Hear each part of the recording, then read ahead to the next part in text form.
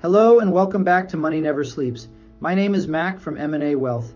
If you'd like more information about what you hear during the show, give us a call at 866-973-3627 or visit us online at mnawealth.com. And while at my website, click on the page to check out past shows and subscribe on Apple Podcasts or Spotify. Today we're breaking down 10 key considerations that can help you approach risk with clarity and confidence so you can increase your chances of long-term success. And as a reference point, I'll be drawing from an excellent Kiplinger article titled 10 Strategies for Managing Financial Risk in Market Downturns. Risk is an unavoidable part of investing. Without it, there's no growth.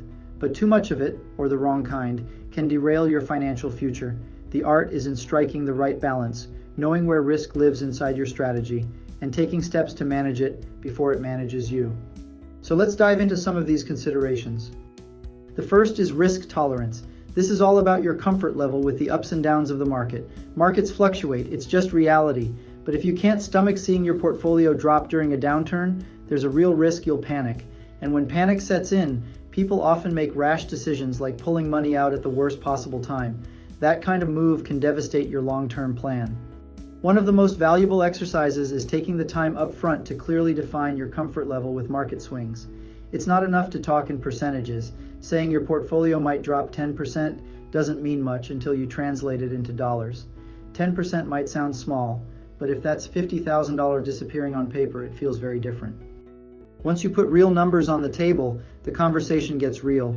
And that's where a sound strategy starts, because when you know your true comfort zone, you can stay invested for the long haul without hitting the panic button every time the market moves. Now let's talk about risk capacity. While it sounds similar to tolerance, it's actually very different. Tolerance is about emotions, how much risk you can handle mentally. Capacity is about what you can truly afford to take on. Someone might feel comfortable with big risks, but if their financial situation doesn't support it, being aggressive can backfire. Think of a retiree with a modest nest egg. Even if they say, "I'm fine with volatility," it's usually unwise to put everything into equities or illiquid real estate.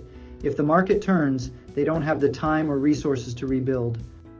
Contrast that with a young professional who has decades of earning years ahead of them and a healthy emergency fund. They may actually have the capacity to take more risks because they can ride out downturns. Here's a simple way to frame it. Tolerance is the heart, capacity is the math, and both have to work together. The next consideration is what's called shallow risk. These are the day-to-day ups and downs of the market. Stocks rise, stocks fall. Your account may dip by a few $1,000s. It stings, but it isn't permanent unless you sell during that downturn. The truth is that shallow risk is inevitable if you're invested in liquid securities. The key isn't avoiding it, it's managing your reaction. One strategy is to maintain a strong emergency reserves. That way, when markets dip, you don't feel forced to sell investments just to cover your everyday expenses. With cash reserves in place, you're less likely to make emotional decisions and more likely to stick with your long-term strategy. While shallow risk is usually temporary, deep risk is another story. Deep risk is the kind of loss that permanently impairs your capital, and recovery is unlikely. Financial writer Dr. William Bernstein describes 4 types. Devastation, loss of assets due to something extreme like war. Confiscation, wealth taken through government seizure or dramatic taxation.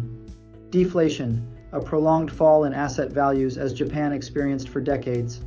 Inflation, the steady erosion of purchasing power as prices rise. Of these, inflation is the most relevant risk for US-based investors. Deflation is typically countered by Federal Reserve action, and while no system is perfect, confiscation and devastation are highly unlikely here given our relative stability. But inflation, that one hits home. We're all feeling it in the grocery store, at the gas pump, in everyday life. To counter it, one strategy is overweighting a diversified portfolio in equities.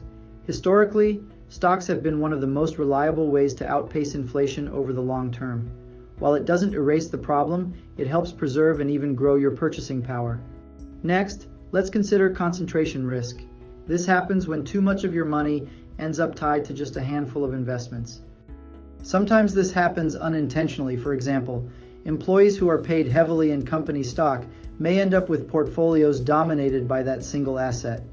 Other times, it's a conscious choice. During the long bull market, many investors piled into tech stocks because the growth seemed unstoppable. But when the Nasdaq dropped by around 30% last year, those who weren't diversified felt real pain. The lesson? Proper diversification matters. By spreading your investments across industries, asset classes, and even geographic regions, you minimize the chance that one downturn wipes out too much of your portfolio. Diversification doesn't guarantee profits, but it does help reduce volatility and risk. Liquidity risk is another consideration. This is the possibility of not being able to sell your investments at the price you want, or even at all when you need to. Some investments, like private equity, hedge funds, real estate, or even artwork, can take months to sell. If you suddenly need cash, you may find yourself stuck waiting or forced to sell at a discount. Illiquid investments aren't bad. They can be valuable in the right strategy, but they need to be balanced with liquid assets. Maintaining a cash cushion and owning things like blue chip stocks or high-quality bonds gives you flexibility. They act as safety valves, so you don't get cornered during a time of need. Now let's move to credit risk, which mostly comes into play with bonds. When you buy a bond, you're essentially lending money to a government or corporation, and you're trusting them to pay you back. The risk is that they won't, either by missing interest payments or failing to repay the principal when it matures. Lower quality bonds often offer higher returns because they carry a greater chance of default. That's the trade-off: higher potential reward, but higher risk. To evaluate credit risk, look at bond ratings. AA represents the lowest risk. Bonds rated below BB+ are considered junk. They may pay more, but if you invest there, you must be prepared for the possibility of losing that money. Due diligence and balance are critical. Closely related is interest rate risk. Bond prices move inversely to interest rates. When rates go up, bond values go down.